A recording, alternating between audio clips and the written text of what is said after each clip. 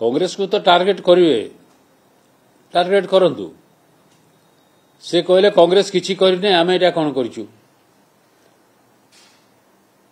ओडिशा रे कांग्रेस सरकार केते वर्ष पाई थिला?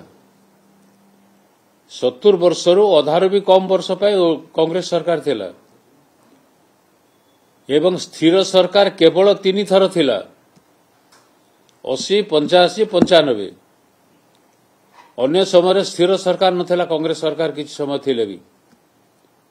तथापि हीराकुद डैम कराइछि, राउरकेला स्टील प्लांट कराइछि, पारादीप बंदर कराइछि, इंदिरावती जलसेचन योजना कराइछि, रेंगाली जलसेचन योजना कराइछि, लोअर सुक्तेल आरंभ होइतिला, लोअर इंद्र आरंभ होइतिला, मिग कारखाना होइछि,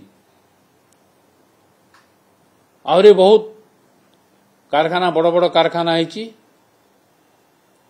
एवं जलसेचन प्रकल्प माने मेजर इरिगेशन प्रोजेक्ट माने होइछि। ये माने कोन करछन्ती? ये तो 9 वर्ष धरि बीजेपी बीजेडी सरकार रे थिले। केंद्र सरकार कोन करछन्ती? अते बीजेपी दल जवाब दो से कोन करछि? से कहूछि आमे अधिका पैसा देलु। अरे जेते बेले टंकार मूल्य ह्रास पाई पाई जाउछि, पैसा तो बढ़ी बढ़ी बढ़ी जीवो, किंतु तमे बजेट रे जेतिकी बराद करूछ सेतिकी खर्च होइछि ना तार हिसाब दियो। से तो अधार भी कम खर्च होउछि। 2019 निर्वाचन समय मोदी आइथिले बलांगीर को, उद्घाटन कले 10 किलोमीटर रेल बलांगीर बेछुपाली, दिन को गुटे पैसेंजर, से पैसेंजर ट्रेन बंद हो गला, ताकर तो किछि प्रभाव पड़ला ने। इथर कहीदेले सोनपुर रु पूरी ट्रेन चलला, सोनपुर रु खोर्धा, बलांगीर रु खोर्धा रोड लाइन हलानी कि ये बुली करी जीव संबलपुर दे करी, तो सोनपुर वालांगर केते लाभ हबो तो मु बुझी पारुने। ताको अधिका भड़ा देबा को पड़िबो। बस रे जदी सोनपुर जेबे पूरी कम पैसा पड़िबो। अतः रेल रो विकास हिची बोली कहबाटा वृथा कथा।